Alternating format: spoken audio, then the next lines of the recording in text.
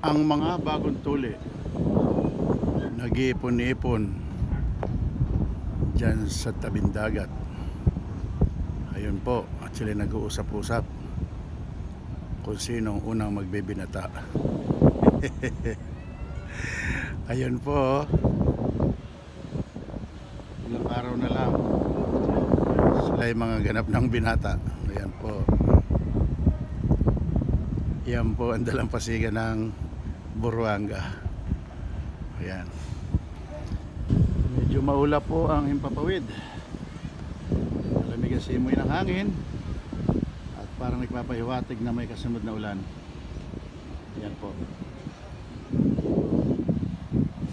yan, at ibang mga piskador ay mga nakauwi na rin po.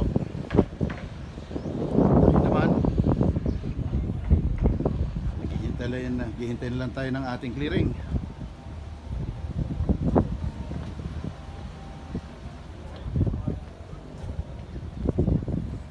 At ganap nang nakasecured ang ating mga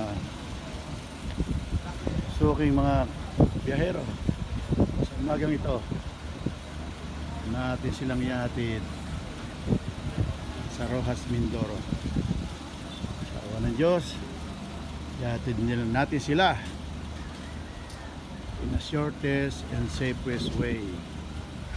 Dito lang po yan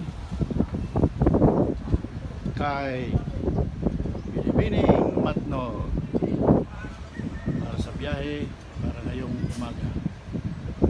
Salamat po.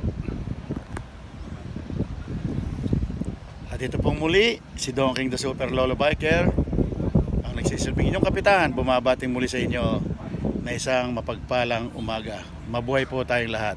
Tara na!